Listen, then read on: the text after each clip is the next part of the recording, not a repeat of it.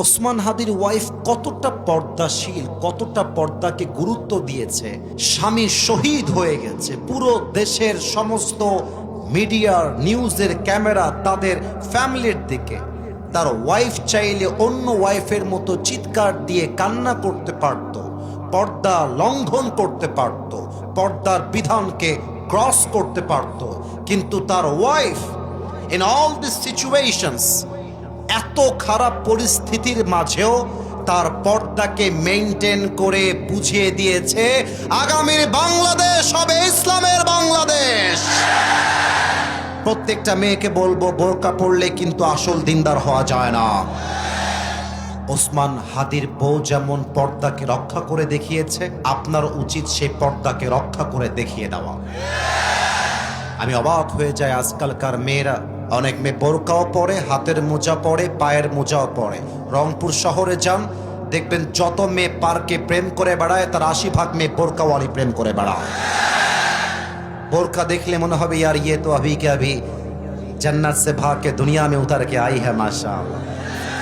এত সুন্দর বোরকা, হিজাব, নিকাব, কিন্তু বোরকা পরে যখন কোনো মেয়ে প্রেম করে বেড়ায়, আমি আসিফ হুজুরের জবান দিয়ে একটা কথাই বের হয়, ওপরে ফিটফাট, ভেতরে সদরঘাট ছাড়া কিছু হতে পারে না। আর কিছু মেয়ে আছে দেখবা বোরকা পরেও কিন্তু হাত খোলা রাখে। যুবকরা বুঝবে এই কথা আমার ভালো। হাতে দেখবা মেহেদি লাগায়, আবার চোখটা খোলা রেখে চোখে আবার সুরমা দেয়, কাজল দেয়, আর আমাদেরকে বোঝায় मेरा चेहरा तो तुम देख नहीं सकते लेकिन हाथ से और मेरी आँख से पता लगा लो कि मैं एक खूबसूरत लड़की हूँ। প্রিয় বোন আমার, এই সব করতে যাবেন না। পর্দা সেই পর্দা নয় যেই পর্দা করলো যুবকের আকর্ষণ কাজ করে। আরে পর্দা তো হবে এমন পর্দা, মুখ তো দূরের কথা, একজন নারীর চোখটা পর্যন্ত দেখা যাবে না। আল্লাহ মেয়েদেরকে সেই পরিমাণ পর্দাশীল হওয়ার তৌফিক দান করুক, পড়েন সবাই আমিন। আপনাদের বউ আছে কার কার, তারা একটু হাত তোলেন। বউ আছে? আচ্ছা, হাত নামান। এবার বউ নাই কার কার, তারা একটু হাত তোলো। আসলেই বউ নাই? শীতকালে খুব কষ্ট যুবকদের।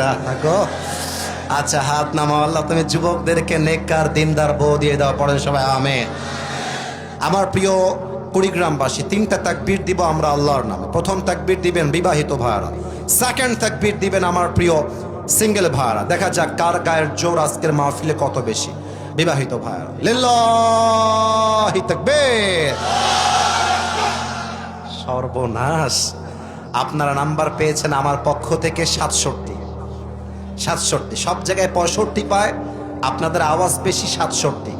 এবার আমার প্রিয় সিঙ্গেল ভাইদের পাড়া, সিঙ্গেল এটাকে আসি মারো। লিল্লাহি তাকবীর। বিবাহিত ভাইরা আমাকে মাফ করে, আমার মনে হয় আজকে সিঙ্গেলরা 95 নাম্বার পেয়ে পাস করেছে, ঠিক কিনা? আমার কথা, একটা যুবকদের চরিত্র আইফোন দিয়ে ঠিক হবে না, R15 দিয়ে ঠিক হবে না। আমার চরিত্র ঠিক করতে আমার ঘরে আমার বউয়ের দরকার। ম্যান ফর হিউম্যানের উদ্যোগে আজকের এই প্রোগ্রাম।